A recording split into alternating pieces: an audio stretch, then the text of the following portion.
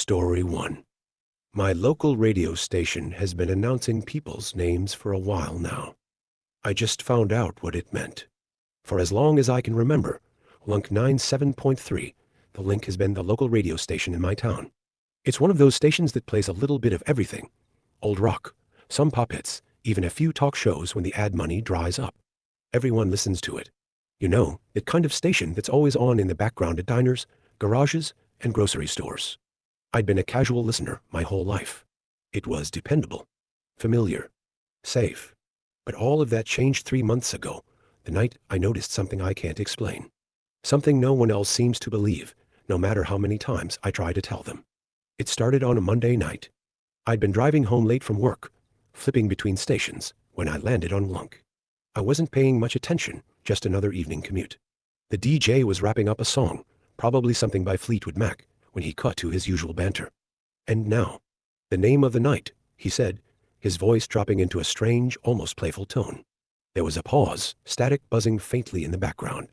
Then, with eerie clarity, the DJ said a single name. Jessica Browning. It felt odd.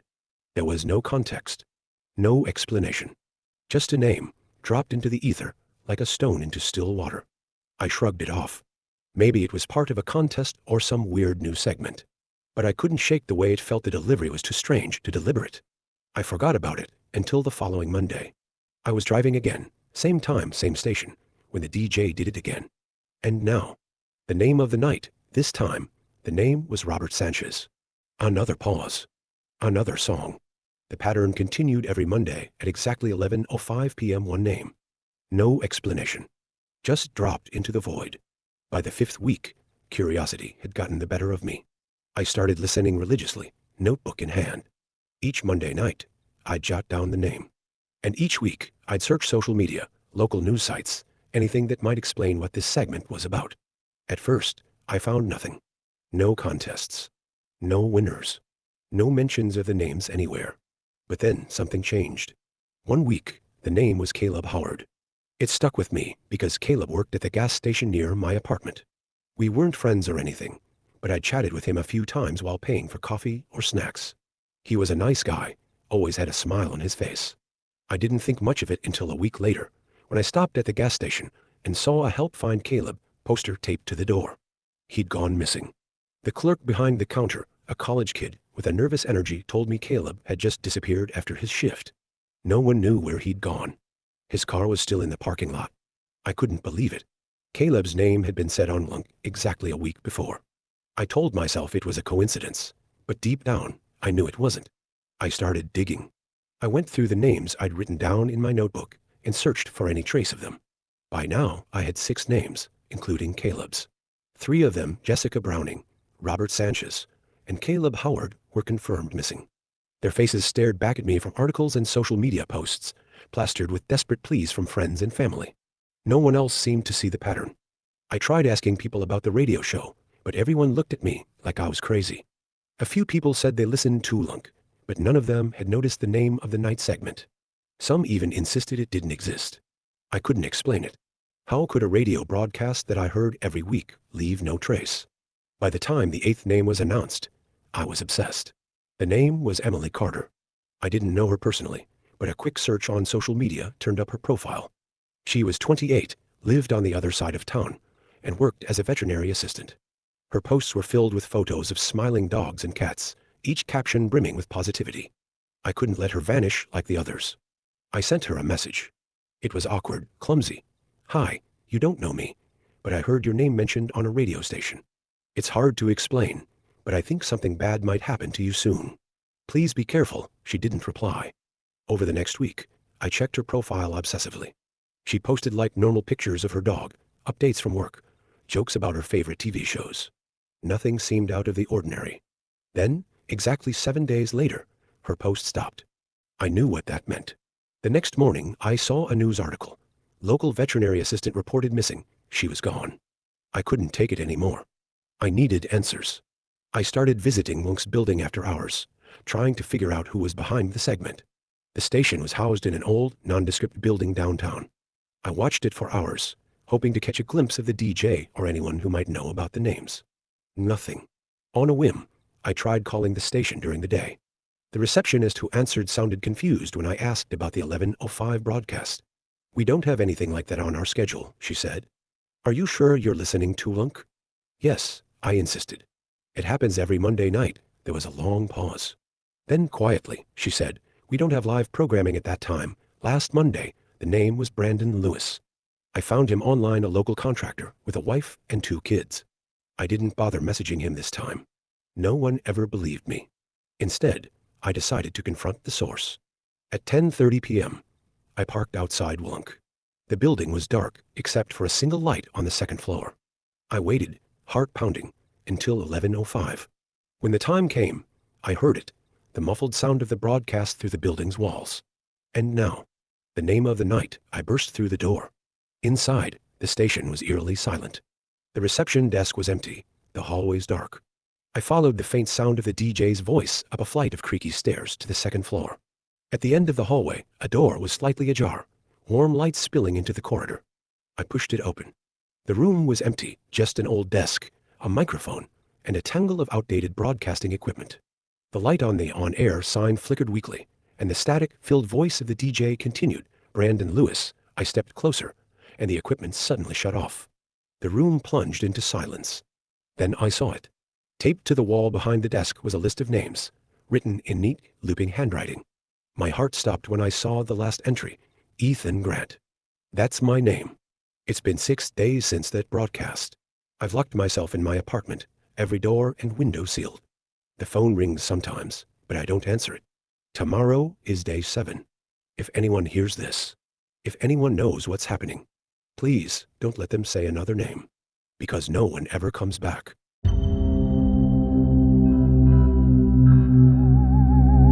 Story 2. 4 days ago, my missing son returned. Only I don't have a son. It was Friday morning. I started my day nursing a hangover from the night before, drinking my way through a pot of coffee and munching on toaster strudels. Real healthy, I know. I had a morning filled with Zoom meetings and was feeling thankful for the option to keep the camera off because, let's face it, I'm not as young as I used to be, and good Lord, does a night of drinking do some damage. Anyway, as I was going into my last meeting before lunch, my phone rang. I silenced it quickly and set it face down so I wouldn't be distracted. It's no good to be off cam and distracted. After the meeting, I forgot all about the call and got up from my desk to make myself some lunch. A salad with grilled chicken cancels out the toaster strudel, right? Right? Just as I sat back at my desk, my phone rang again. When I picked it up, I saw I had 5 missed calls, 2 from my husband, Dylan, and 3 from a number I didn't recognize. What the heck? I dropped my fork and mashed the answer button. It was the latter that was calling me back. "Hello, hi, is this Mrs. Harding?" "Who's this?" I asked. "This is Detective Phillips from the police department." My mind jumped to the missed calls from Dylan. Oh God. Did something happen to him? A car accident? A shootout? Fuck.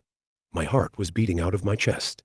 Words lodged in my throat like a wad of wet bread. I sputtered, then asked, "Is my husband all right?" "What?" the detective said, obviously confused. "My husband," I gasped.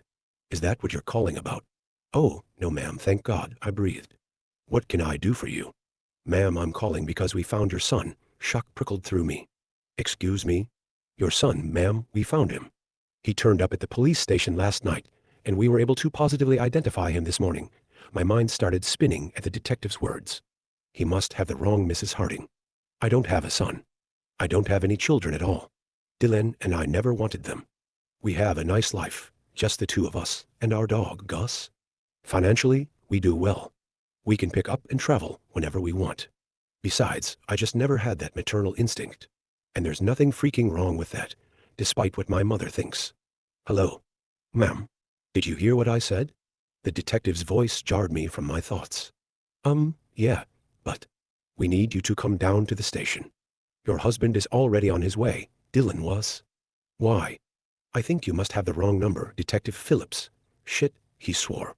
"Is this Alyssa Harding? Address 563 Pine Tree Court?"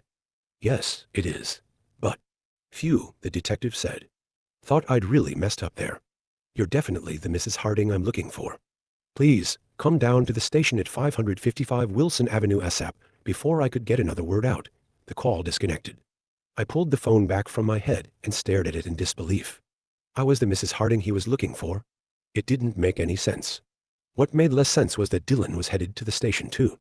I logged off work, changed out of my work clothes, consisting of yoga pants and an old t-shirt, and pulled my hair up into a messy bun. Gus tap danced around me as I hurriedly got ready. Then I dropped a treat on the floor so he wouldn't get mad when I left him. Outside there was a warm breeze, odd for an afternoon in mid-November. Something about it just felt wrong. My hands trembled the whole way to the police station as I navigated my Prius through the leaf-strewn streets. I pulled up outside the low brick building and heard my name the second I stepped out onto the street. I turned. Dylan was rushing toward me, a grin plastered on his face. I almost didn't recognize him. Alyssa? God, I tried to call you twice. Why didn't you pick up? I was in meetings all morning, I said, thrown off by his intensity. What is going on, Dylan? Didn't you talk to the detective? He asked, grabbing my hand. He pulled me toward the glass entrance to the building with such force. I stumbled over the broken concrete a couple of times. Yes, but I don't understand, I said, breathing heavy. Something was really wrong here. They found him, Liz. Dylan cried, prying open the door. They found Logan. Logan. Logan. The word tumbled around in my head like a single item inside a dryer. Logan. They found him. What the fuck was going on? I stopped short, yanking my hand from my husband's. This man who looked like my husband anyway, but certainly wasn't acting like him. Dylan, stop. He stopped walking and blinked at me, confusion clouding his face. Liz, what's going on? Didn't you hear me? They found Logan. Why are you acting so strange? I bit down on my tongue, fighting the urge to unleash a series of swear words. I wasn't the one acting strange here. Why couldn't he see that? Who the fuck was Logan? Why were we even here? I took a deep, measured breath. Dylan, I don't know what's going on. I don't know who Logan is, and why the fuck we should care that they found him. My words were like a slap to the face. Dylan recoiled, a look of disgust coming over him. His eyes darkened and he leaned in close, murmuring to me, hot breath washing over my face. Please don't do this right now. Just come with me. I wanted to turn around and walk away. But I didn't. I should have. If these past 4 days have taught me anything, it's that following Dylan through that police station was the worst mistake I've ever made in my life. But something inside me told me to go with him. Curiosity, I guess. Wanting answers. The urgency in Dylan's demeanor. I should have fucking run. Fine, I said quietly. We took the elevator up to the second floor and pushed through a set of double doors to a reception area. Dylan approached an officer behind a desk. Mr. and Mrs. Harding here to see Detective Phillips, he said. The officer's face lit up. Yes, of course. He's waiting for you. You can head right back to his office. He pointed straight back through a maze of cubicles and Dylan motioned me forward. Dread snaked through me and my legs started to tremble as we walked.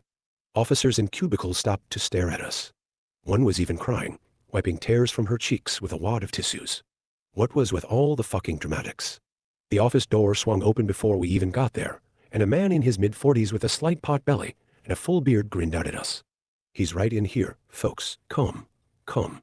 He's been waiting anxiously for you. He sounded so excited, it was almost contagious. Until I remembered that there was nothing to be excited about. Whatever was going on was seriously fucked up. Dylan went first, stepping over the threshold and into the small office. I saw his body tense, then relax with a rush of breath. It really is you. He cried, his voice breaking. Liz, it's him. After all this time, our son has come home. I stepped timidly into the office. A boy maybe 6 or 7 sat perched on a chair, his dark curly hair disheveled and standing up at odd angles on his head. He clutched a juice box in one hand and a ratty teddy bear in the other. He was pale, but his cheeks were unnaturally rosy, and he looked up at us with the darkest, widest eyes I've ever seen.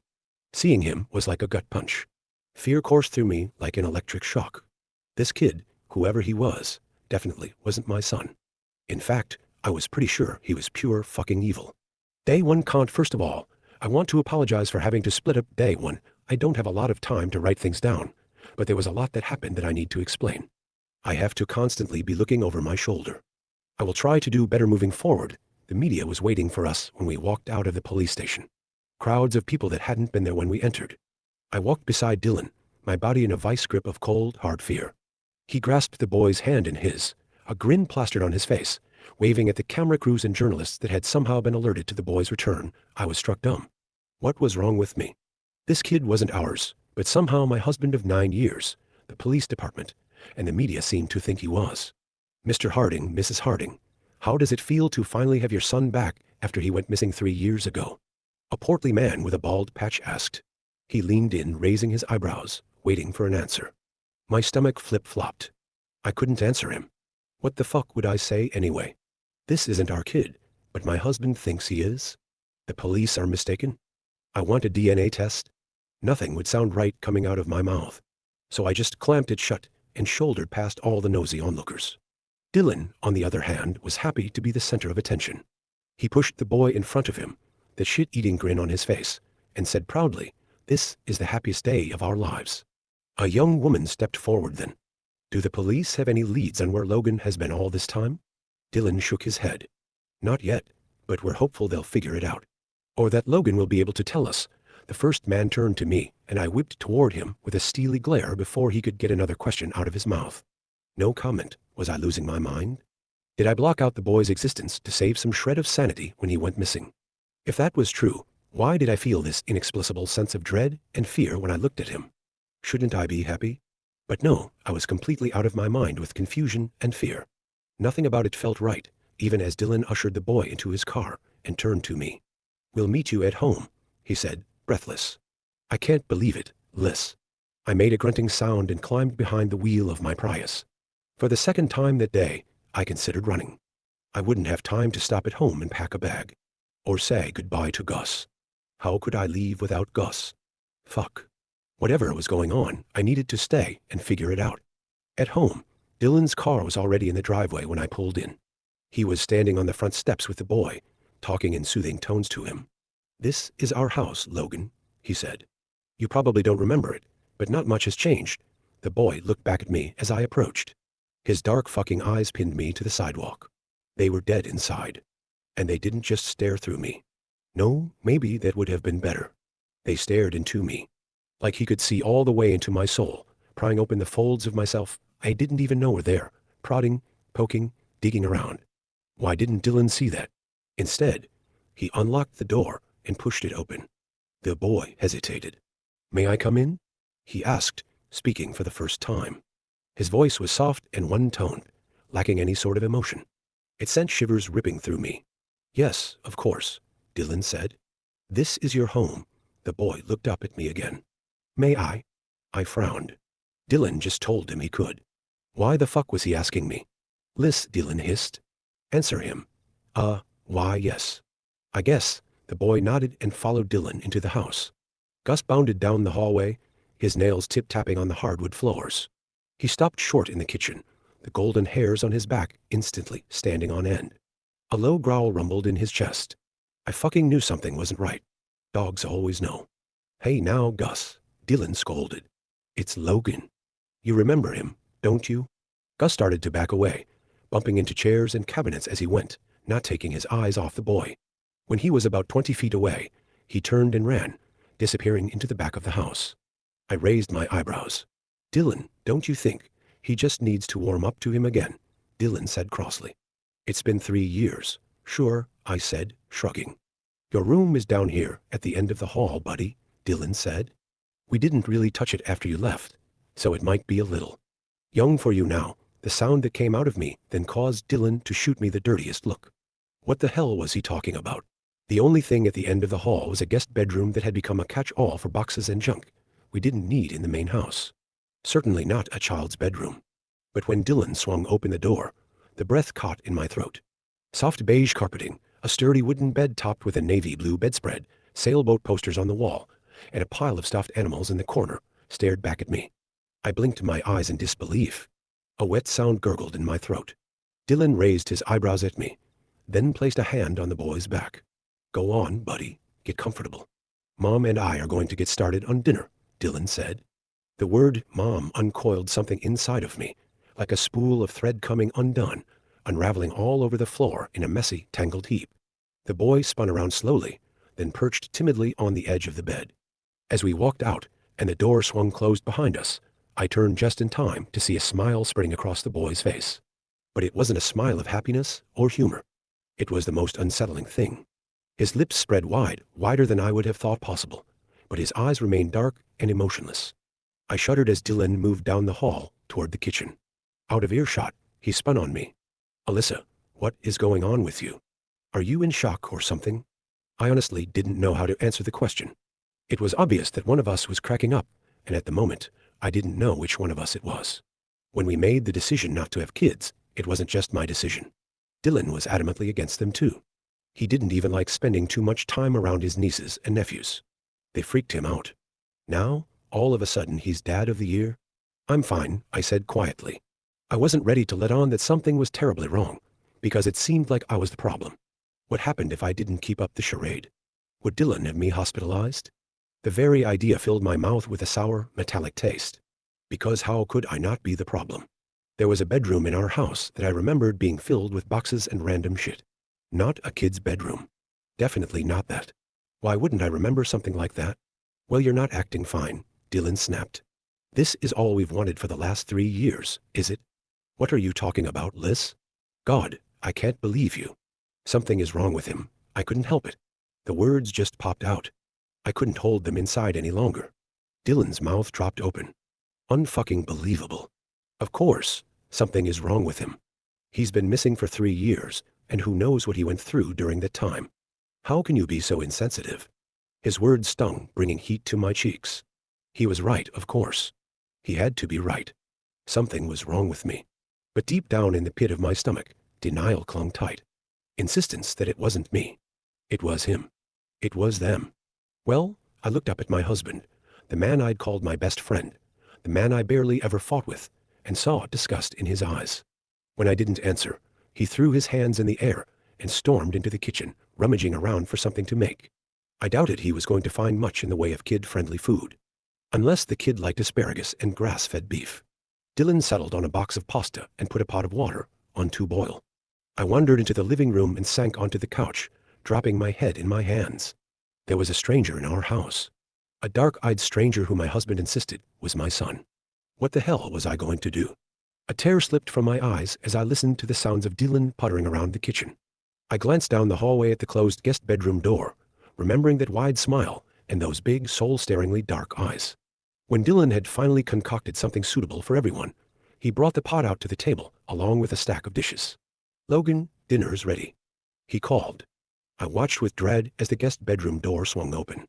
The boy stood silhouetted in the doorway, still, silent, watching. I was frozen in place, waiting to see what he would do. Then, it was like he snapped out of a trance, and he came down the hallway into the dining room. "There you are," Dylan said happily. "Take a seat." I made pasta. "Okay," the boy said. He climbed into a chair and sat with his hands folded in front of him. Dylan turned to me. "Will you be joining us?" I nodded and rose from the couch, passing a bookshelf as I went. My heart stuttered and skipped in my chest. On the middle shelf, among the photos of Dylan and I, there were some pictures I'd never seen before. A grainy photo of me in a hospital bed, holding a bundle of what I can only assume was a baby. A child with a mop of dark hair, wearing only a diaper, running through a sprinkler. That same dark-haired child sprawled across the floor with a young Gus licking his face. Dylan and I wearing fall-themed outfits, in a field with the boy, though much younger, standing between us holding a pumpkin. What the hell?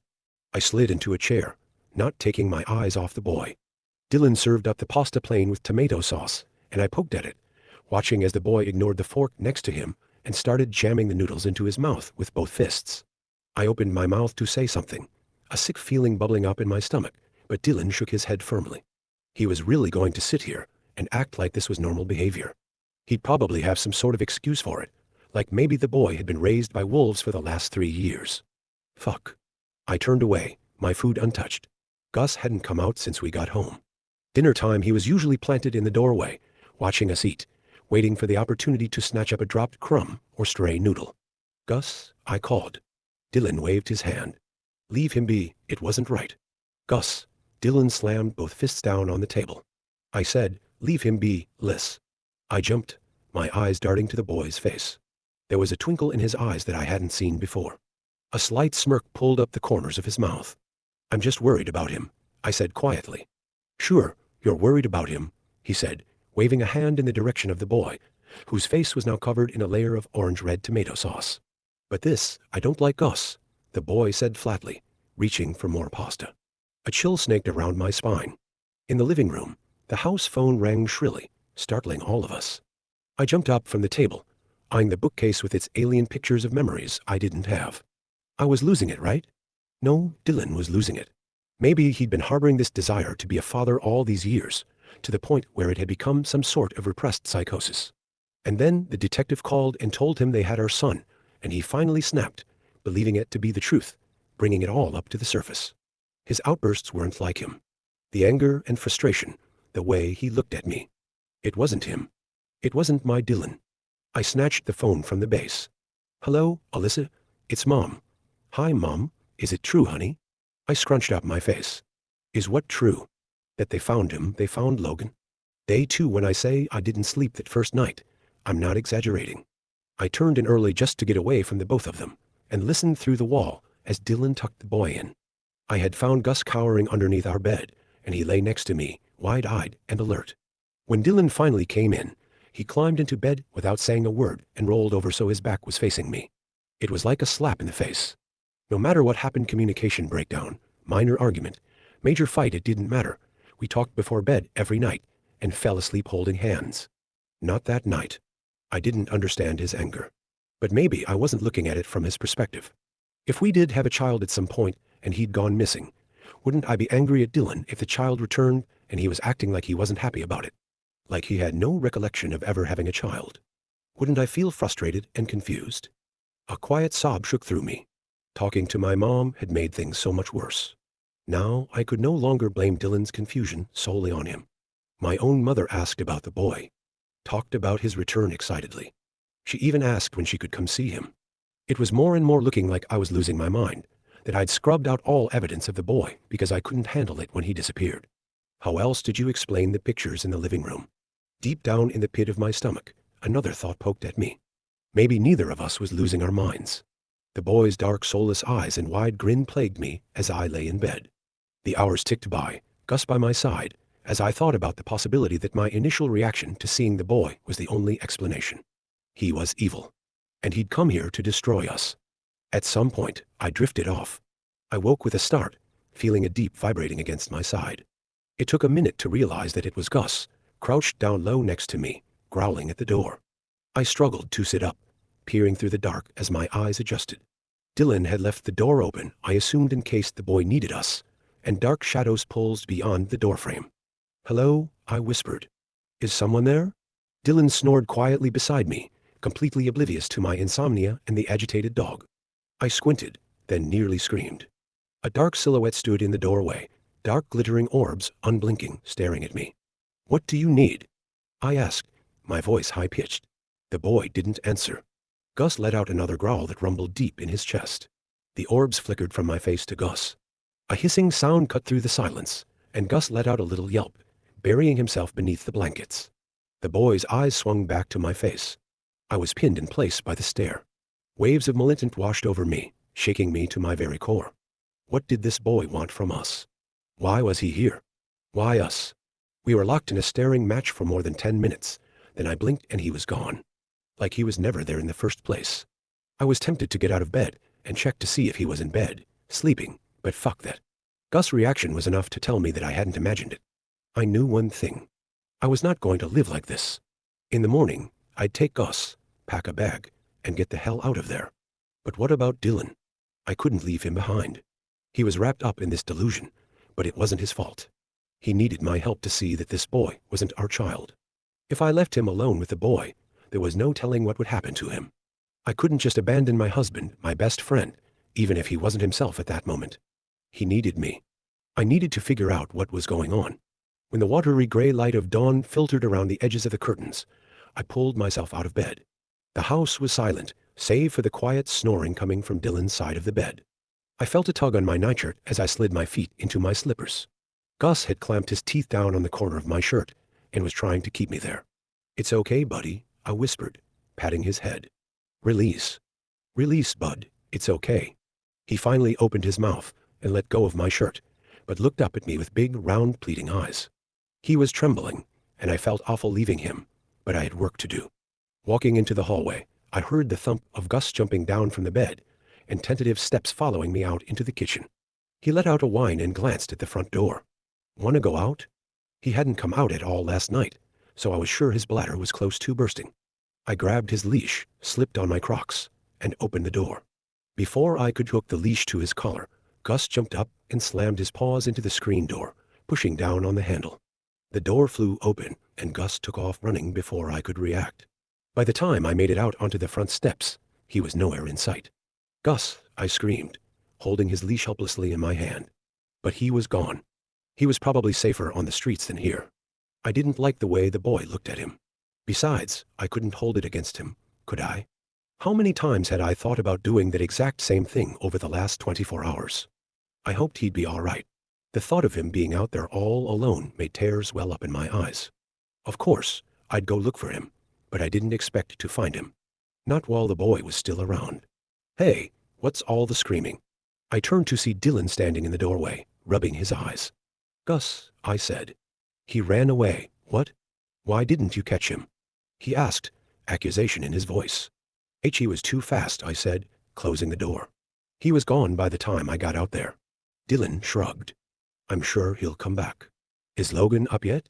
"I have no idea," I said, moving back into the kitchen to put some coffee on. "So you're going to continue with this charade?" I whipped around. "What charade?" "This game you're playing where you're pretending you don't remember our son. It's not a game. It's the truth," I snapped. I was tired of pretending. I was tired of the accusations and the guilt trips. I probably shouldn't have said it, but I was so freaking tired. "If that's the truth, Liz, we might need to go talk to someone," Dylan said quietly. "Oh, fuck off," I snarled, pouring myself a cup of coffee. "That's a new one," Dylan said, only slightly taken aback. "I have to go into work today." By the way, a shock of fear jolted through me. "It's Saturday." "I left work early yesterday, remember?" Dylan asked. "I have some things to wrap up. I did not want to be left alone with that thing. But it would give me some time to try and figure out what was going on. Some of you have suggested in the comments that I look up various types of supernatural or sinister beings, and that's exactly what I had already planned on doing. I was no idiot. I've watched all the horror movies and read all the books. Asking for permission to come in, those dark creepy eyes, the monotone voice, something was off with that kid. I just didn't know what. And what kind of being could inject memories of itself into people anyway? Maybe the better question was, why didn't he inject them into me too? Why leave me out of the loop to spiral, when he could have come home to two parents with memories of him, who were happy to have him back home? Once Dylan left, the boy wandered out of the guest bedroom, still wearing the clothes we picked him up in. He stared at me sitting at the dining room table, unblinking. "Are you hungry?" I finally asked. "Where's Gus?"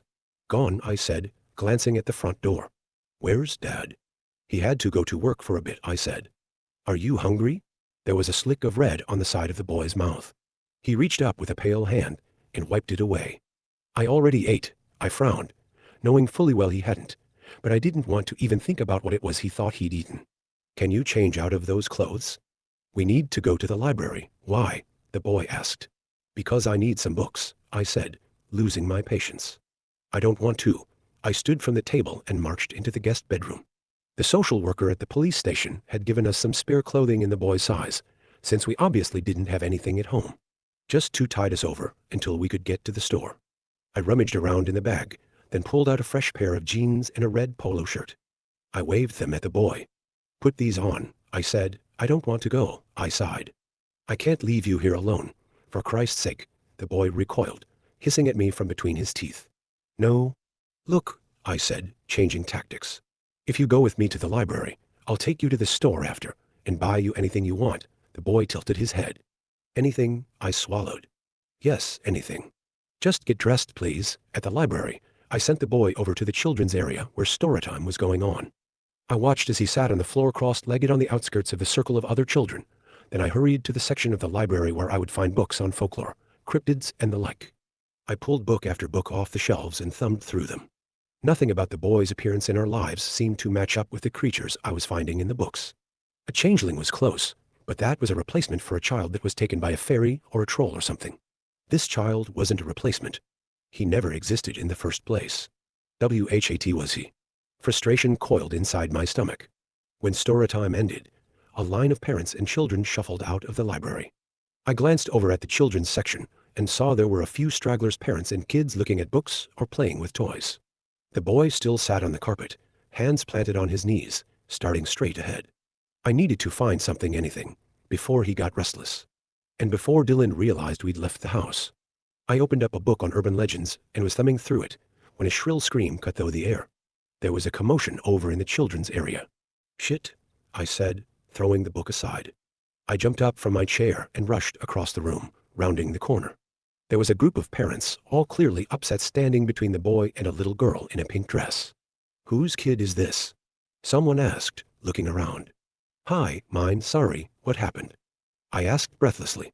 A woman pointed to the little girl, who had lines of tears streaming down her cheeks and red marks on her neck. "Your son was choking my daughter." My mouth dropped open. I grabbed the boy roughly by the shoulder. "Why did you do that?" He looked up at me. I was reading a book, and she took it from me, no emotion whatsoever. No remorse in his flat-toned voice. I looked at the little girl, horrified, then at her parents. "I'm so sorry. You should watch your kid," the mother snapped. "Or better yet, don't take him out in public until he learns how to behave." "Yes, of course," I said, taking hold of the boy's hand. Just touching him made my skin prickle, but I was trying to keep up appearances. "Let's go." As I dragged him away, he started laughing. A raspy, gurgly sound that made all the hairs on my arm stand on end. I looked over my shoulder. The other parents watched us go, their eyes wide, hands pressed to their mouths. The boy continued laughing all the way out to the car. I shook him. "Stop that. What's wrong with you?" "She deserved it," he answered, climbing into the back seat. I tore out of the parking lot like a bat out of hell. 5 minutes later, I turned onto our street.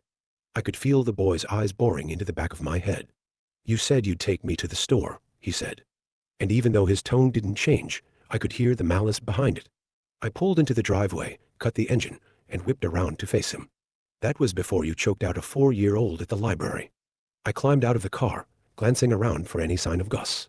Our next-door neighbor was walking around her front yard, shaking a box of treats. She waved at me absent-mindedly as the boy joined me on the front walk, still bristling from being told no. "Alyssa, dear," the neighbor called.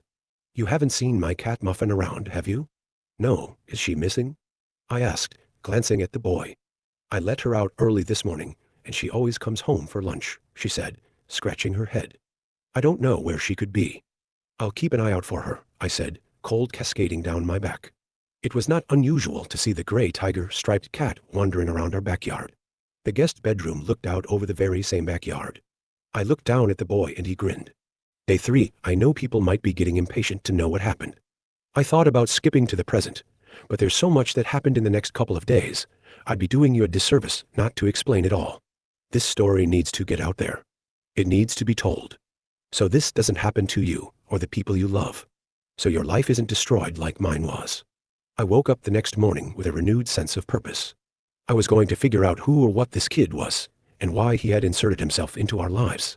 It was Sunday and Dylan would be home all day, so I could leave the boy and tell them I was going to look for Gus without arousing suspicion. Our town was small but quirky. The business district had a maze of different shops lining the streets where you could find artisan soap right next to an ammo shop, right next to a bakery. After breakfast, I hopped in the car and sped toward a specific store, one where I thought maybe I could find some help. It was pretty unassuming from the outside, a tall Victorian-style door set into a brick facade. Above the door, there was a sign, Deadwick's Emporium. I'd only been in there once before. It wasn't really my thing, full of tarot card decks, crystals, herbs for potion making, and other ethereal items. It was dark inside as I swung open the door. The walls and ceiling were painted black, with sparkling strings of golden lights nestled between tree branches that stretched above me. The smell of patchouli washed over me. Candles burned on the service counter, and a woman with a gentle smile greeted me. "Can I help you find something?" she asked. I swallowed, hoping what I was about to say didn't warrant a call to the police. "Do you believe in demons?" The woman glanced at her coworker at the back of the store, then back at me. "I believe there are things out there that mean to do us harm." She paused. "Are you okay?" Tears sprung to my eyes. I shook my head. "No, I need help." This was the only place I could think of to come. The woman stepped from behind the counter and motioned for me to follow her. She murmured something to her coworker, who moved to the front of the store, then led me through a door at the back of the store. The small room we stepped into was surprisingly bright compared to the rest of the place. There was a pair of red velvet armchairs, a coffee station, and a table. "My name is Autumn," the woman said, motioning to one of the chairs. "I'm Alyssa," I said, sinking onto it. "Can I get you some coffee or tea?" I nodded miserably. "Yes, please." "Tea would be nice." Autumn set about heating water and pouring it into 2 mugs. She plopped a tea bag into each of them, set one in front of me, then settled in the chair across from me. "Okay, Alyssa, what's going on?" Grasping the warm mug in my hands, I let it all spill out. The boy that appeared out of nowhere, claiming to be our lost son. His soulless dark eyes and wide smile, the way he spoke and committed acts of violence without remorse. I told her how everyone in my life remembered him, but me. I even told her about the pictures, at the risk of completely outing myself as mentally unstable. Autumn listened intently, her eyebrows rising and then furrowing down over her dark eyes as I talked. She took a deep breath when I finished and sat back in her chair. "That's quite a story. I know I must sound crazy," I sputtered. "But I don't think the boy is human. He's some kind of demon or something. I know you have books here. Is there anything in them that might help me?" Autumn's eyes met mine. "Yes, I'm sure of it. But I don't need a book to tell me what you're dealing with." I sucked in a breath. She believed me. She wasn't looking at me like I was nuts. In fact, she looked scared for me. "What is it?" "I'll be right back," she said, setting her mug down. She walked out into the main store and returned a moment later with a heavy book, bound in black leather. She set it down on the table in front of me and flipped through the pages, stopping on a page that was titled, "Black-Eyed Children." A shudder ripped through me. Black-eyed children? Everything, well, almost everything, fits. The boy asking your permission to come in. His dark eyes, his lack of human feelings. Fuck. What are they? Demons of a sort, Autumn said. They're from modern folklore, like an urban legend, but there's always some truth to urban legends. These demons appear on a person's doorstep and ask to come in. Once they gain access, both to your home and your mind, they wreak havoc. I sucked in a breath. Your mind? Autumn nodded. They do have the ability to exert influence over a person's mind. Generally, the weak or vulnerable fall prey to their influence. How do I get rid of it? It's very hard to get rid of black-eyed children once you invite them in, Autumn said grimly. They insert themselves fully into your life, even if deep down you know they don't belong there. The stronger urge to let them stay pushes that feeling down. Burying it, why isn't it affecting me? I asked. That's the curious thing, Autumn said, frowning. I think he doesn't need you necessarily, because of Dylan, I said. He needed permission from both of you to enter the home, but once he got in, he only needs one of you to allow him to stay, Autumn said. Oh my God, I do think he's affecting you to some degree though, Autumn said. I'd wager a guess that those pictures you saw on your bookshelf weren't actually there. The bedroom's still just a guest room. And the phone call with your mother? Imagined. Like an illusion. You're stronger than Dylan, but it's only going to be a matter of time before you start questioning yourself and forget why you were concerned about the boy in the first place.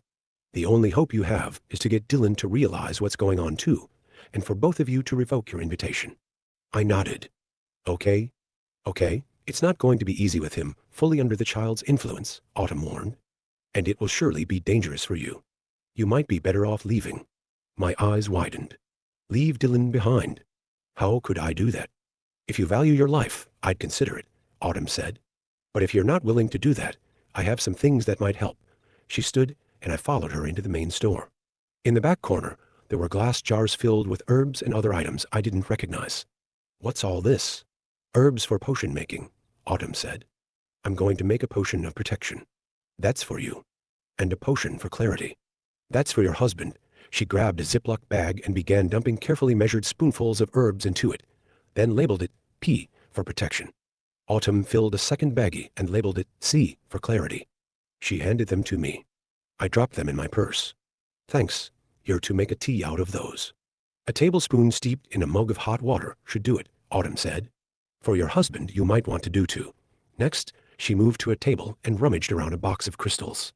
She emerged with a rough black stone, shiny in places, dull in others. What's that? One of the most powerful crystals for protection, Autumn answered. Keep it on you at all times. I slipped the crystal into my pocket.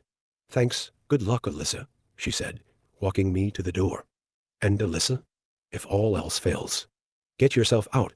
My mind drifted to the bags of herbs in my purse as I drove home. When I got there, Dylan was in a mood. He didn't even glance at me when I walked in. Where's the boy? I asked. What the fuck, Alyssa? The boy? He has a name, you know, he said. He's our son. And he's in his room. He's all tired out from the game of soccer we played in the backyard. Soccer? I asked. We don't even own a soccer ball. We do so. Dylan snapped. We kicked it around, just this morning. It's sitting right there next to the front door.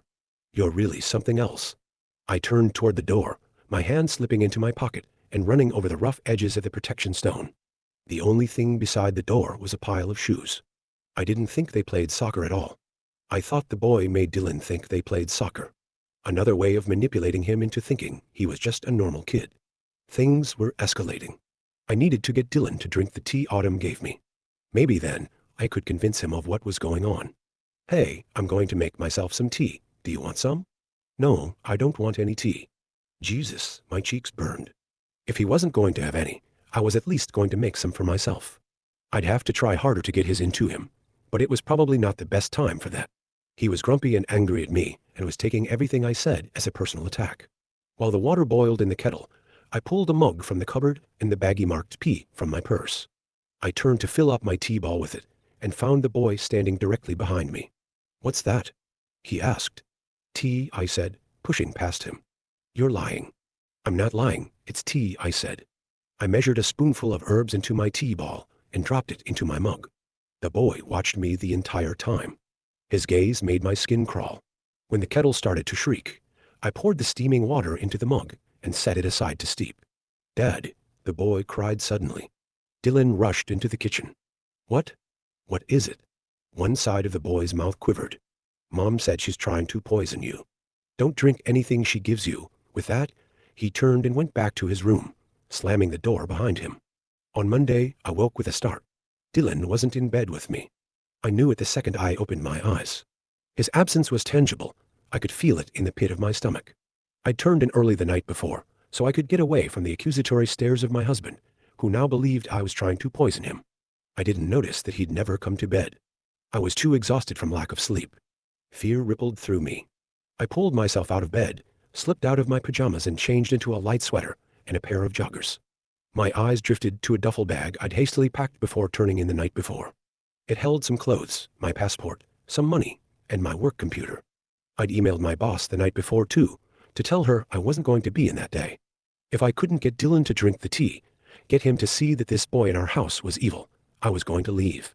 My heart ached at the very thought of abandoning him there with that thing. But what else could I do? There was no sense in us both succumbing to whatever terrors the demon child had in store for us. I'd call for help from the road, try to get someone to do a welfare check. Not that I expected them to find anything wrong, since the boy was capable of manipulating people's minds. But at least I'd know I tried. I'd mourned our life together as I shoved my things in the bag. Memories of our life together, our whirlwind romance in college, our marriage shortly after, vacations and holidays, laughing until our stomachs hurt, that was all that would be left. Dylan was my person. But I didn't think I could help him. I didn't think anyone could. Which was exactly what the boy was hoping for. I pulled open the bedroom door and wandered down the hallway, listening. The guest bedroom door was closed. The house was silent. Dylan should have been getting ready for work. I found him sitting on the couch in his pajamas. His back was rod straight, and he was just staring straight ahead at the blank TV. Dark bags punctuated the skin under his eyes. Dylan, I said, stopping in front of him. What are you doing? He startled, then looked up at me slowly. Getting ready for work, of course. But you're not. You're just sitting on the couch, I said, noticing how pale he was. Why didn't you come to bed last night? Dylan scowled. What are you talking about, Liz? I came to bed. I got up a little while ago to get ready for work. I'm really starting to think we need to have you see someone. You're just not acting like yourself. I chose to ignore the comment. Something was very wrong. Dylan looked like he'd been sitting up all night just staring at nothing. And he definitely wasn't getting ready for work. Not still wearing his pajamas with his hair unbrushed. The boy was obviously planting these things in his head, making him think he was doing them. He looked pale and fragile, sick. And thinking about it, I couldn't actually remember the last time he'd eaten. He ushered me out of the kitchen the night before when I tried to make dinner, afraid I was going to poison him. The boy was sucking the life out of him. I rushed back into the bedroom and grabbed my duffel off the floor. I wanted to get it into the car before the boy woke up. Dylan didn't even glance at me as I passed. I dropped the bag in the back of my car, then came back in the house, slipping my car keys into my pocket where they thunked against the crystal Autumn had given me. I had to give it one more try. I wasn't ready to give up yet. "Dylan," I asked, standing in front of him again, "can I make you some breakfast?" "I already ate," he answered. "Oh," I asked. "What did you have?" "Eggs, toast, bacon," Dylan said. We didn't even have bacon. I was trying to cut back on fatty meats because Dylan had high cholesterol. We hadn't had bacon in the house in months. Besides, there were no dirty dishes in the sink, and nothing looked out of place. Another mind trick from the evil little monster. "Are you sure, Dylan?" I asked, frowning. "I think you might have forgotten." "What? Do you think I'm stupid?" He snarled. "You're just trying to slip poison into my food, just like Logan said. Go away, leave me alone." "Dylan," I said, flinching. "I love you. It's me. It's Alyssa. You know I wouldn't hurt you. Please let me make you something. He isn't hungry." The voice came from behind me. I spun around to find the boy, wide grin plastered on his face. His fingers were laced in front of him, his big, dark eyes boring into me. "What are you doing to him?" I asked, shoving a finger in his face. "I don't know what you mean." "Bullshit," I spat. "He's been sitting here on the couch all night. He thinks he's getting ready for work right now. He hasn't eaten." "Why are you doing this?" "I'm just a boy," he said, innocently. "How could I possibly be doing any of that?" "I know what you are," I said, narrowing my eyes. "And I don't want you here. I revoke my invitation to come into my home." "You're not welcome here." The boy recoiled like he'd been struck, but then the smile returned to his face. "I don't need your permission anymore. I'm not going to let you have my husband," I hissed. "Go find someone else to fuck with." "Dad," the boy cried suddenly. "Mom is scaring me. There's something wrong with her. Help." Dylan jumped up from the couch, his eyes flashing with anger. "What are you doing, Liz? He's just a little boy, our little boy. Why can't you just be happy that he's returned to us? Why are you trying to ruin our family? We could be so happy." "Dylan," I sobbed.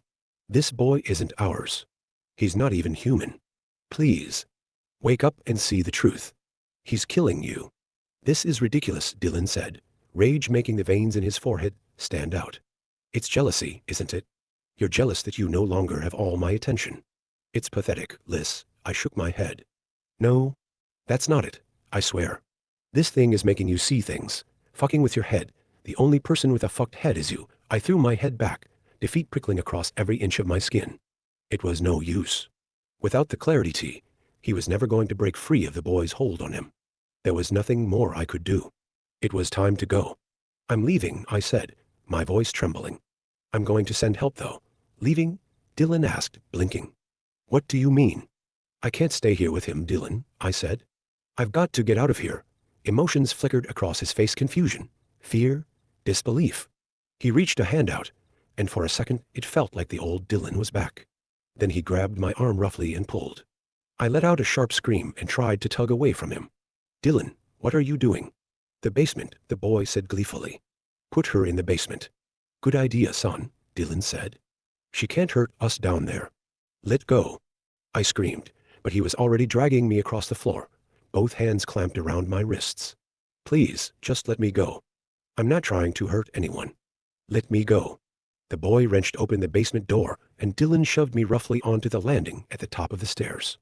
I whirled around just as the door slammed shut. I heard the key slide into the lock, the bolt moving into place. I banged on the door and screamed until my throat was raw. On the other side of the door, the boy laughed that rasping, gurgly sound that made the hair on my neck stand on end. "Dylan, let me out of here," I screamed. "Let me out, and I'll go away. I won't tell anyone anything.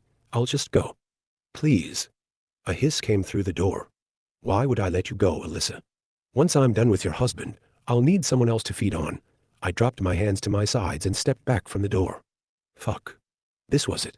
I was going to die. Dylan was going to die. There was nothing I could do to save us. I sank down on the top step and dropped my head into my hands, sobs shuddering through me. Once I was spent, and no more tears would fall, I stared blankly into the dark. I couldn't give up. That wasn't who I was. I stood and flipped on the light switch beside the door, illuminating the bare bulbs down in the basement. The wide-open room held our washer and dryer, water heater and furnace, and a bunch of old furniture and odds and ends. There were windows at the top of the walls, but they were all made of glass block. All but one. I rushed down the stairs and across the room to the washer and dryer, staring up at the casement window. We'd never converted to glass block because sometimes in the summer, Dylan would run an extension cord through it to plug in his electric meat smoker. I climbed up on the dryer and tugged at the crank. It was tight, maybe a little rusty, but after a minute, I got it to turn. The window, which opened toward the backyard, slowly lowered. It wasn't a big window, but I thought I could fit through it. Come on, I whispered, turning the crank. But it wouldn't move any more. I squinted through the frosted glass. Something was below the window, stopping it from opening any further. What the hell was it? Crouched on the dryer, I froze, thinking. I could break the glass and push whatever it was aside, but Dylan and the demon spawn might hear it and come running. I could scream for help, but that might result in the same thing. Damn it. Fresh hot tears sprang to my eyes. What was I going to do? I was in the throes of despair, ready to give up again, when a high-pitched whining sound carried through the partially opened window. I whipped my head up and a flash of golden fur, then a dark nose pushed itself into the crack. Gus, I whispered. My baby boy, I'm so happy to see you. Gus whined again and tried to shove his face further into the basement. It stuck, I groaned. I'm trying to get out, but it stuck. Not that the dog could understand me, but I had no one else to complain to. Gus was a smart dog, but I didn't think he'd be able to help, not without opposable thumbs. I felt like screaming. It was bubbling up inside me, like a volcano. I was so close. So freaking close. Gus disappeared from the window. I let out a breath and sat cross-legged on top of the dryer. I almost laughed at the idea that maybe he'd gone to get help. He'd probably run off to chase a butterfly or something. There was a thump outside the window. Then another. Fear jolted through me. Was it them? Had they found Gus hiding out in our backyard? Oh, please God, no. I got back up on my knees and tried to peer through the gap. Gus was still there, and now he was digging at something outside the window, his front paws moving urgently. Was he actually helping? A moment later, Gus stuck his nose back into the window and gave a little chuff. I wrapped my hand around the crank and turned. The window began to lower again. Oh, Gus, you beautiful boy.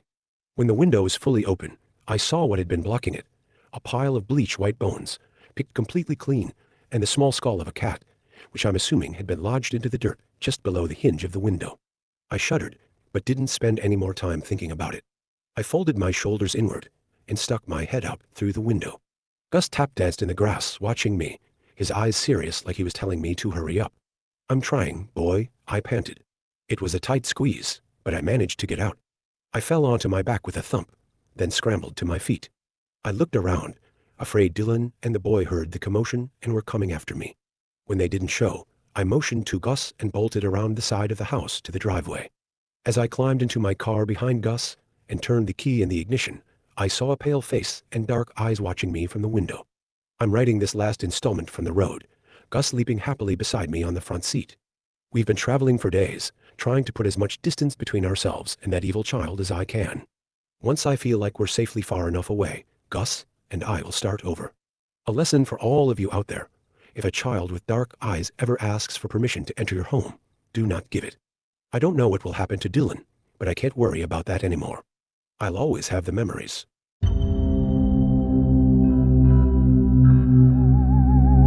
Story 3. Growing up, we weren't allowed to look at Grandma during her golden hour. I wish I never found out why. At the front door, Mom hesitated, drew a deep breath, and said, "Okay, has everybody still got their blindfolds?" "No," my brother Logan replied sarcastically. "I lost mine since you asked 3 seconds ago." Logan hated the safety lectures we got whenever we visited Grandma. He was 13, and I was 10, both tall and stocky with a shock of blonde hair. Mom's eyes narrowed at him. "Logan, how about you drop the attitude?"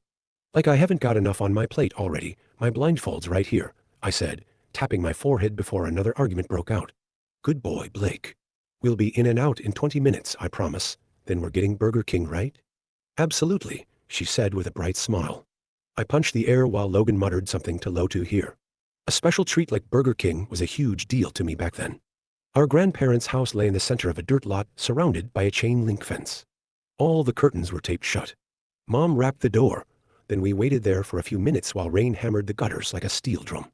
I remember worrying we'd stand there until Grandma's golden hour started.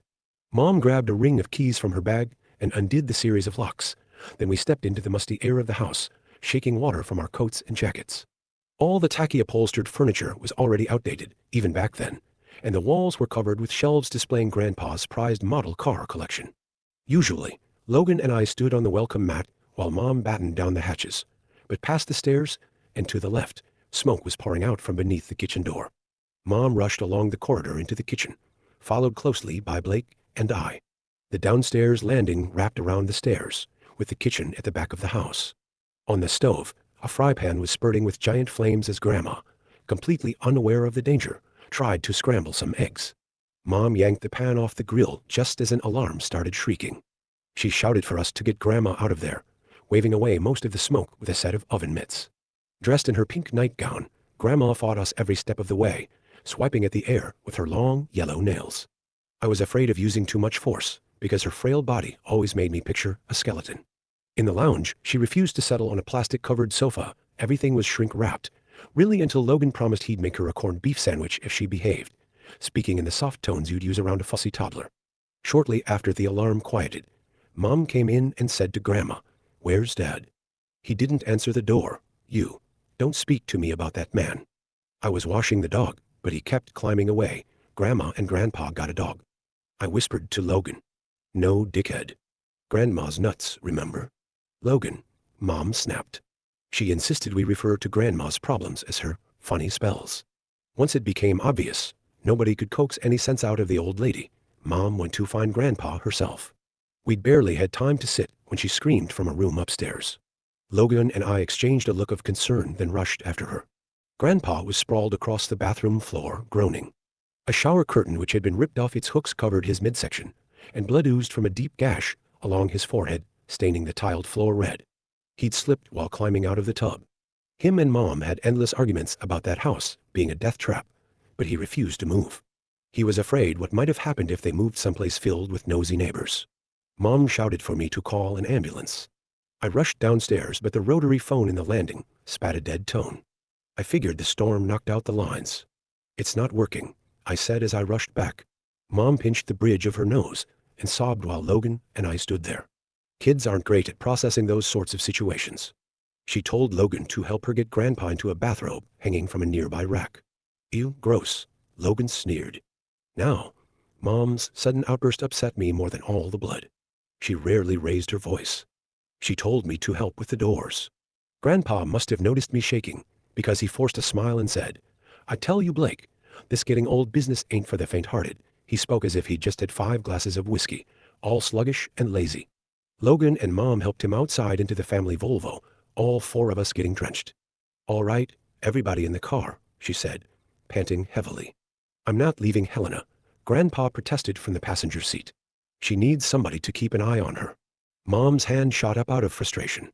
She took a moment to compose herself, checked her watch, and then said, "Okay, you boys stay here while I take Grandpa to hospital. Grandma's gonna be fine for another 3 hours. I'll be back before then, but keep your blindfolds close just in case. Logan, you're in charge. Set your electric watch thingy for 8:45, so you don't forget. That's okay. I'll remember. Just fucking do IT." She screamed as she climbed into the car, slamming the door shut behind her. As we watched her drive off, I told myself there was no reason to freak out. We'd stayed with Grandma during her golden hour many times. Yeah, before her funny spells a voice at the back of my mind added, "Are we still getting Burger King?" I asked Logan after Mom's Volvo disappeared. He rolled his eyes and spun toward the house. That stung. I was sick of him treating me like a stupid kid. The locks were more complicated than a Rubik's Cube, so Logan needed to reseal them. As he did, Grandma hobbled out of the lounge. I met her at the doorway, but she said, "Get your hands off me, pervert. Grandma, it's me. Blake, I'm not an invalid." Piss off before I scream. It hurt when she treated me like a stranger. Growing up, I'd always looked forward to seeing her. The way she'd hug me close and cover the top of my head with fierce little kisses and insist on giving me money for sweets.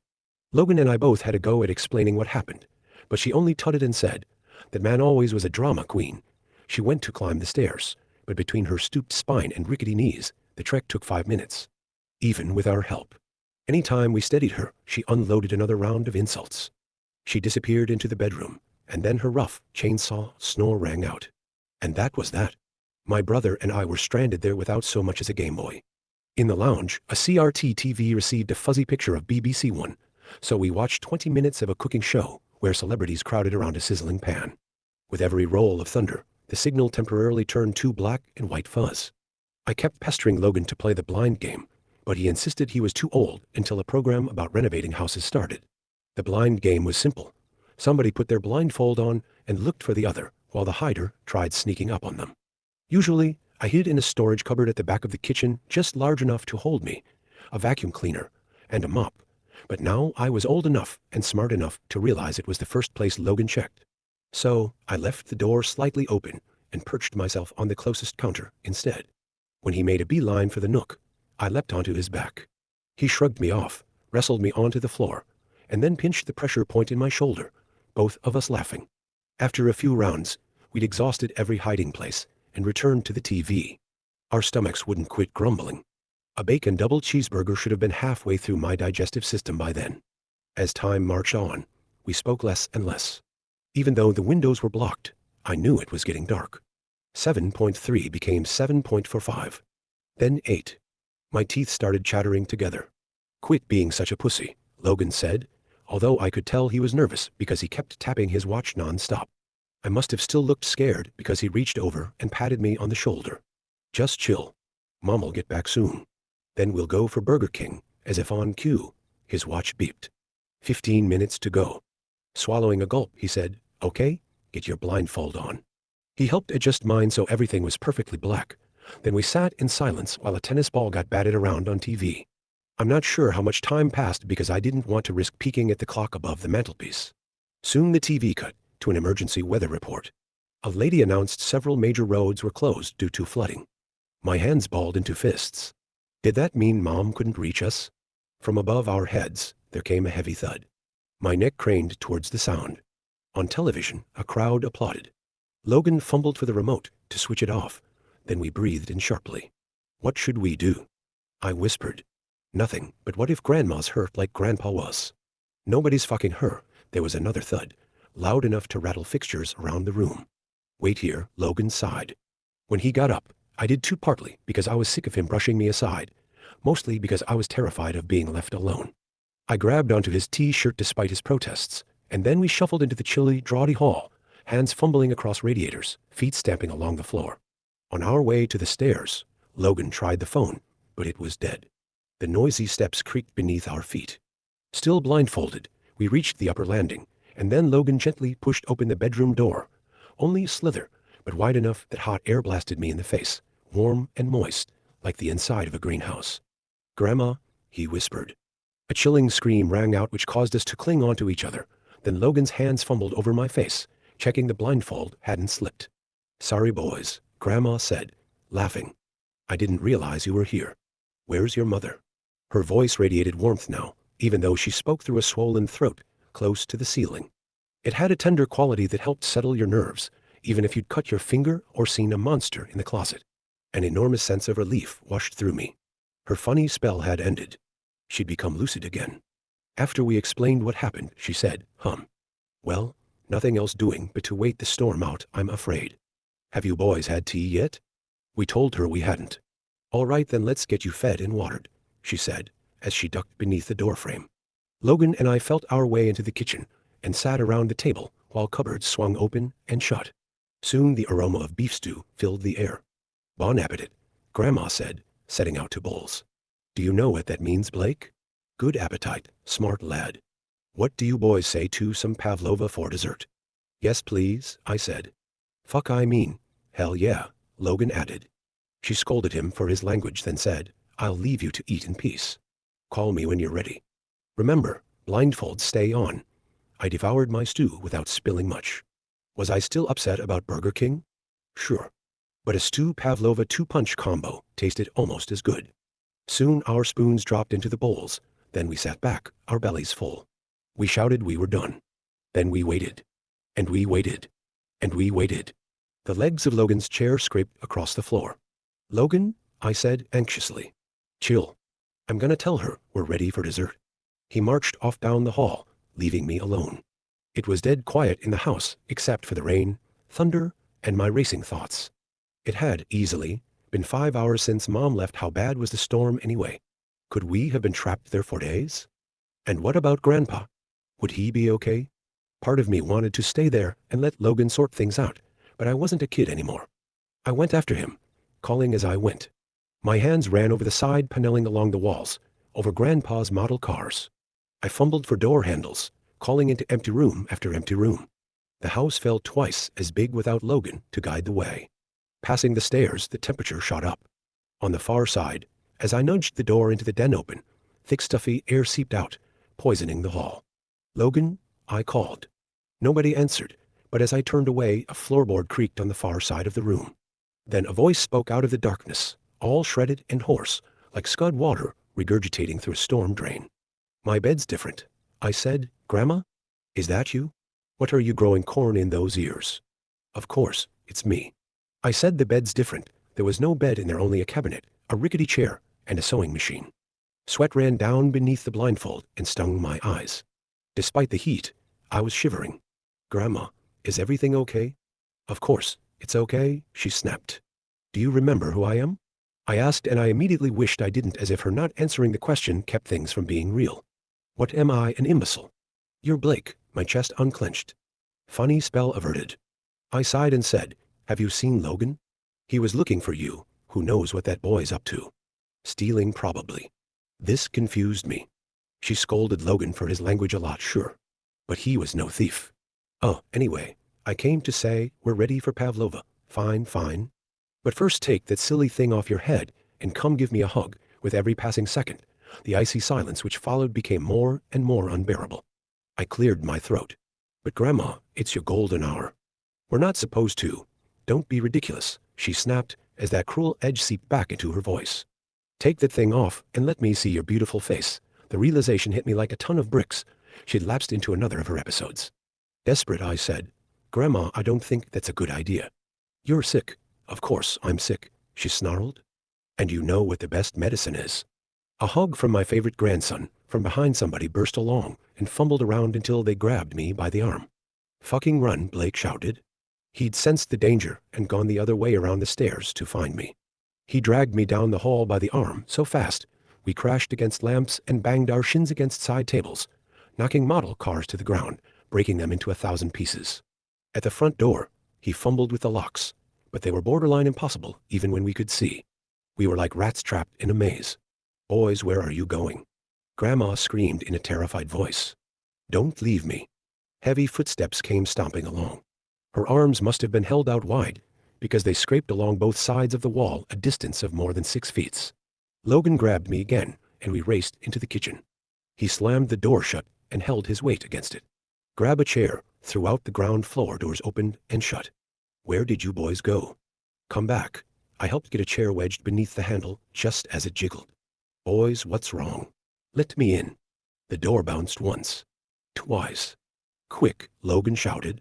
We held our backs against the door just as Grandma struck a third time, threatening to knock us away. She alternated between mashing her fists and crying for help. I squeezed my eyes shut beneath the blindfold and prayed for Mom to come save us. Then everything stopped. As we listened, the side of the door shivered open, just a crack. I sensed a finger worming through the gap, followed by a hand. Then an entire arm. The arm probed the space directly above our heads. I crouched low, but bony fingers crawled along the top of my skull, hotter than the stove. The hand clamped shut around my head, ripping away the blindfold and singing the hair as I dropped to the floor. Grandma hissed raw fury. Then the door bounced again. Without our combined weight holding it shut, the chair gave way. The door burst open and slammed against the inside wall, knocking Logan onto the floor beside me. I caught a glimpse of a misshapen silhouette filling the outer hall, but at the last second shielded my eyes from the glow. Logan picked me up. My blindfold, I whimpered. In a flash, he wrestled his own over my eyes. Hug time, the creature on the far side of the room snarled, the heat surging around us. Logan shielded my body with his own, ready to make his last stand, but I shouted, the compartment. We sprinted toward the tiny nook, me first, then Logan tried squeezing in after. I tossed the vacuum and mop away, and then made myself as small as possible. He wedged himself inside and pulled the door as far as it could go. Neither of us had space to breathe, but for a moment I thought we'd be safe in there. But then 2 long arms invaded the space. "Come to Granny," Logan started sliding away. I found his hands and held on with all my strength, but Grandma was too strong. My big brother, my protector, got reeled away like a fish on a line. He screamed, but not for long, because that scream became a dry croak as his throat closed over. I wanted to help, but I couldn't bring myself to move. So, I yanked the door shut and held my breath. Soon I couldn't hear anything except the harsh thud of blood in my ears. It wasn't long before Logan's watch beeped again, signaling the end of Grandma's golden hour. I didn't budge a single inch. Not even when Mom's car pulled up outside. Or when she entered the house. Or when she found out what happened and started screaming. A few days later, I was helping Grandpa out of the car. His head was encased in a thick bandage. I helped him over to the house while Mom unlocked the door. In the den, Grandma was raving about invisible chickens. Logan was there too, sitting on an armchair. I asked if he wanted to play the blind man's game, but his eyes stayed locked on the new Game Boy Mom bought for him. Mom got Grandpa settled, then made lasagne, which everyone ate except Grandma, who complained it tasted worse than fried dog shit. Afterwards, Logan asked if we were going to stick around, but Mom said she needed to get me home because I had homework to finish. That wasn't true, and I think he knew this. The real reason was because it was already 8:45, which meant Logan and Grandma's golden hour was about to start.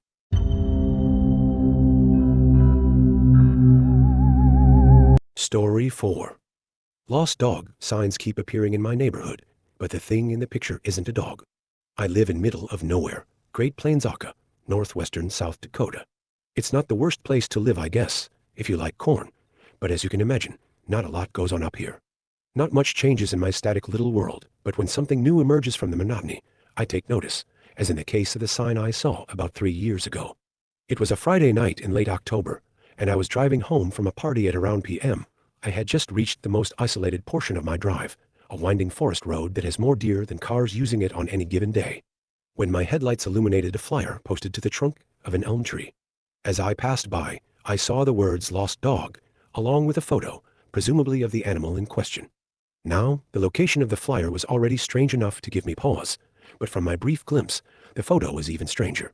Maybe I was tired from a long day, or maybe the printer had messed up the particular flyer, but the picture hadn't looked like a dog at all, more so like a random assortment of shapes.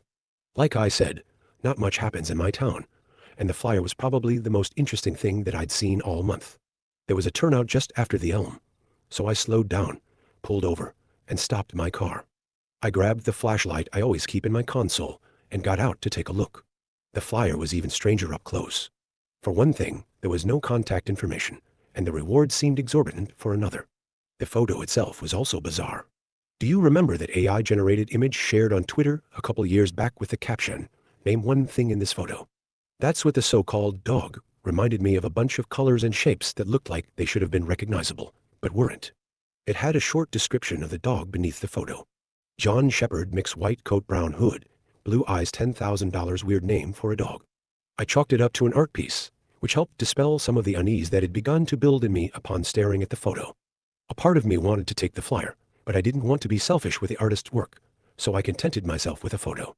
Just as I slipped my phone back into my pocket, the sound of snapping twigs made me start. Maybe the deer want to look at the art too, I thought, shining my flashlight into the trees.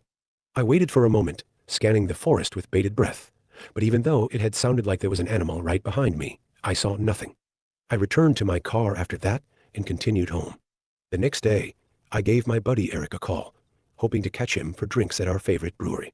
Halfway through the call, I remembered the photo I'd taken of the lost dog flyer and opened my photo gallery so I could send it to him.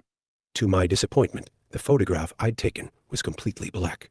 Either I'd had my thumb over the lens, or the photo had somehow gotten corrupted. It was a little strange, but I've never been very tech-savvy, so I dismissed it as a glitch and told Eric where to look if he was ever returning to town from that direction. As it turned out, I didn't have to wait until my next out-of-town drive to see the flyer again. The following evening, Eric and I were walking back to our cars from the brewery. Across the street, stapled to a telephone pole, I noticed a familiar flyer and quickly pulled him over to point out the artwork. I was all smiles as I showed him, excited that someone was using our town as a canvas for their project, and even more excited that I'd been one of the first to notice it. This flyer was just as devoid of information as the first and featured the same abstract mess of shapes for its dog, Eric's always been more cultured than myself, more inclined to be interested in art history and that sort of thing, so I was interested to hear his take on the piece. When I turned to get his reaction, though, he looked more unsettled than amused. "What up?" I asked him. Instead of answering, he just shook his head. "Nah, man. You'll think I'm crazy." I tried pressing him a bit more, but when it became clear that he wasn't going to divulge the source of his apprehension, I let it go. Before I continued towards my car, I pulled out my phone and snapped a photo of my shoes, which showed up in my photo gallery without issue. Then, I pointed my phone at the flyer, aimed, pressed the capture button, and nothing. Again, the photograph was completely black. When I got home that night, I went down a rabbit hole of anti-surveillance patterns, aka designs created for the express purpose of confusing cameras and facial recognition technology. Apparently, anti-surveillance fashion is already a big thing in some parts of the world, so it's likely that the Lost Dog artist used one of those patterns in their piece, explaining why I can't get a good photo of the flyer. It didn't explain Eric's reaction, though. I fell asleep wondering if my friend was seeing something that I wasn't. For the next few days, more Lost Dog signs continued to appear around town, never in high traffic areas or obvious places. I found one behind the bleachers at the community soccer field and another tucked behind a different flyer on a public bulletin board. Whoever this artist was, they were no Banksy. They seemed more keen to set up an Easter egg hunt than to make a bold public statement. On the following Saturday, while on a hike, I was surprised to find a found dog sign taped to a picnic table in a quiet clearing off of the main path. I was pleased at the sight. I was starting to think that the art project was meant to encourage the residents of our town to better appreciate their surroundings, and that my attention to detail was paying off as a result. Even more pleasing was the fact that this sign had a phone number to call on it. The sign had no picture, just the words, "Found Dog, John," along with the number. Out of curiosity, I gave it a call. After 3 rings, someone picked up. I said nothing at first, wondering if I was about to speak to the artist themselves, or simply hear some kind of pre-recorded message. After a moment, I heard a very strange voice. "Looking for a dog?" it said. There was some kind of heavy filter on the voice. It was staticky and guttural, and seemed like it had been pitched down considerably. In a strange way, it reminded me of a large dog growling. "Yeah, I'm looking for John. What's the word?" asked the voice. The word? I thought, looking over paper in front of me and trying to remember the exact phrasing of the Lost Dog flyer. Presumably there was some kind of key phrase I had missed.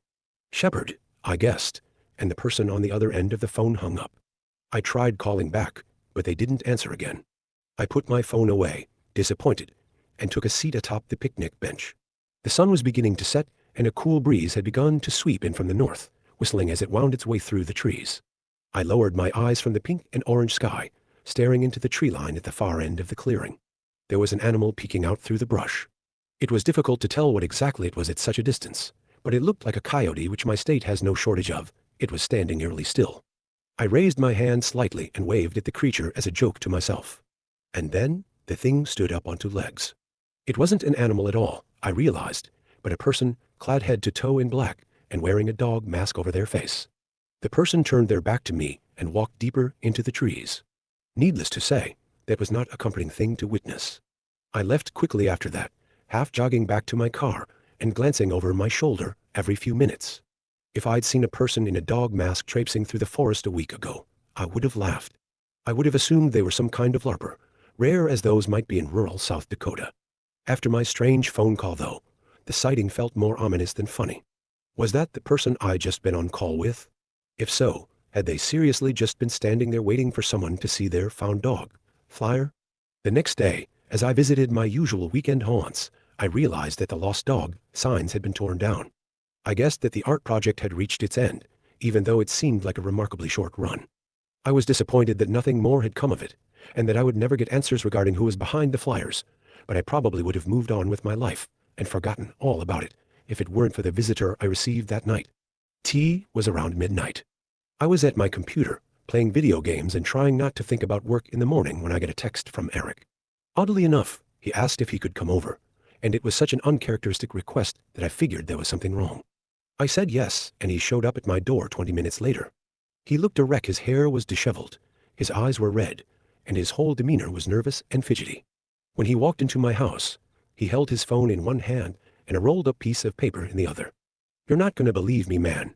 You're going to think I'm going crazy, he said after declining both my offers for a glass of water and for a seat on my couch. I assured him that he could trust me, that I would take his words seriously. After a moment, he unrolled the piece of paper in his hand to reveal one of the lost dog flyers. "This is me," he said. I was taken aback. "What? You made the signs?" "No," he tapped on the picture in the center of the flyer. "This is a photo of me." I looked back and forth between his face and the flyer. I squinted. I unfocused my eyes. I looked at the photo from different angles. No matter what I did, the dog in question didn't resemble a human being in the slightest, much less the familiar face of my friend. I gave what was probably a very awkward laugh. "Okay, man, you got me. Very funny," instead of breaking character and laughing along with me. Eric unlocked his phone and opened Instagram. Once in the app, he navigated to his profile and clicked on his most recent post, which was a selfie from last year. He held up his phone next to the flyer. "It's hard to tell, but I swear to God this is me. It's my last photo with a filter on it to break it down into shapes. You see this white part, the circle, and the rectangle under it? That's my face and neck. And these dots, the little blue ones here and here, those are eyes. And the brown part up here is hair. I swear, I thought I was losing it, but everything lines up." I took the flyer and phone from his hands and tried to line up the shapes. It might have been the power of suggestion, but the more I looked between them, the more I started to see a match. "Also," he continued, "since you showed me this flyer, I've been hearing all sorts of weird shit. Outside my house at night, I keep hearing sounds like, I dunno, an animal or something. I thought a family of raccoons moved in, but it just doesn't sound like raccoons. Have you checked for tracks?" "Yeah, but you know we've got a grass lawn right up to the porch." "I see indents, but it's not like I can see marks." Eric shook his head. "Last night, I could have sworn I heard people talking, but I couldn't tell you a thing that was said. Maybe these flyers have me paranoid. I thought about the person I'd seen on my hike. Whether or not it was really an altered photo of Eric in the flyers, there was undoubtedly something strange going on in our town. I was quickly starting to regret wishing for some more excitement. "Tell you what," I said. "I've got some extra trail cams. How about tomorrow morning on my way to work, I stop by you and set some up? I'd like to get to the bottom of this as well." Eric accepted my offer and left my house a little calmer than he'd entered it.